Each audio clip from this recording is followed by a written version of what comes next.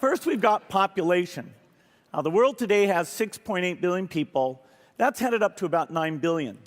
Now, if we do a really great job on new vaccines, healthcare, reproductive health services, we could lower that by perhaps 10 or 15%.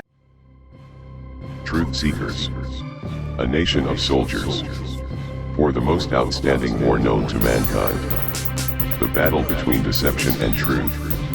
Can you hear the war drums? It's OAN. American software developer, investor, and co-founder of Microsoft's corporation, William Henry Gates III, aka Bill Gates, has been trending a lot lately with regards to his controversial claim on vaccines, healthcare, and population growth. First, we've got population. The world today has 6.8 billion people. That's headed up to about 9 billion. Now, if we do a really great job on new vaccines, healthcare, reproductive health services, we could lower that by perhaps 10 or 15%. Over the next 10 years, to make it the year of the vaccines, what does that mean exactly?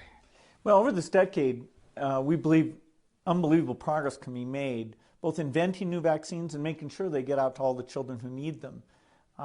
We could cut the number of children who die every year from about 9 million to half of that if we have success on it. And the benefits there in terms of reducing sickness, reducing the population growth, reducing the population growth. We've seen now there's a type of foreign assistance for vaccines or for AIDS treatment that are incredibly effective. These are all about saving lives. And the good news is that as you make those breakthroughs, the population growth in the country goes down. These are all about saving lives. The population growth in the country goes down. The good news is the population growth in the country goes down. Since the 17th century, human population has been on a constant exponential rise. The world's human population has gone from about 500 million in 1650 to more than 7 billion people today. Demographers estimate mankind's population to be about 9.8 billion by the year 2050. So what's the cause for this remarkable rise in human population growth rates from the year 1650? Well, a handful of reasons can claim responsibility for the sudden increase in human population growth rates. However, medical advances stand out as one of the leading factors. Antoine van Leeuwenhoek, the 17th century Christian Dutch scientist and businessman, is also generally referred to as the father of microbiology. He revolutionized the medical field when he discovered bacteria in 1673 and proposed the germ theory. This game-changing discovery modernized the medical field as it led to the creation of vaccines and antibiotics, which eventually led to an increase in birth rates and a decrease in death rates. I don't think one needs to be a genius to understand that the betterment of medicine will lead to an increase in birth rates because less babies die at birth and people will live longer because now we have the medicine to treat illnesses which people could have previously died from. If less people die at birth and people are able to live longer, the human population growth rate will obviously increase.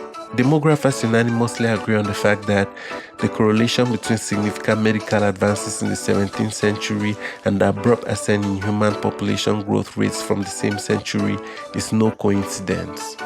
If better healthcare leads to a rise in birth rates and a fall in death rates, which in turn leads to an increase in population growth, how can Bill Gates try to have us believe that vaccines or better healthcare can help hinder population growth? When confronted on this issue, Mr. Gates explains.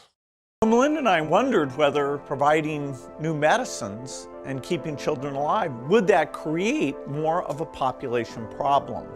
What we found out is that as health improves, families choose to have less children. And this effect is very, very dramatic. We find that in every country of the world, this is repeated. The population growth goes down as we improve health. Well, that's just wrong. It's true that more developed countries which have better healthcare systems tend to have lower population growth rates when compared to less developed countries. Nonetheless, the slower population growth rate of more developed countries has nothing to do with better healthcare systems. More developed societies are more industrialized. That means machines do a lot of the work which needs to be done. On the other hand, less developed societies are not as industrialized. Therefore, people use less machines and require more hands to get the work done. So families in less developed countries usually choose to have more children to strengthen the labor force. More to that, because of higher unemployment rates, less developed societies tend to have more stay-at-home moms. More stay-at-home moms imply that more women have time to raise more kids, therefore a higher population growth rate. In addition to the above mentioned, a good number of reasons can explain why less developed societies have higher population growth rates. However, what's certain is that poor healthcare can never explain why less developed societies tend to have higher population growth rates. As previously explained, better healthcare is somehow directly proportional to population growth.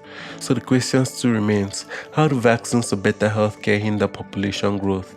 Anyway, leave your thoughts in the comment section down below. So if you done loved this video, here's what you gotta do. Push that thumbs up button and share with your friends and family. Why? Cause we out here inspiring truth seekers. Subscribe and be a part of the online apologetic nation. Don't forget to hit that notification bell button and make sure it's on. We're taking things that are, genetically modified organisms, and we're injecting them in little kids' arms. We just shoot them right into the vein.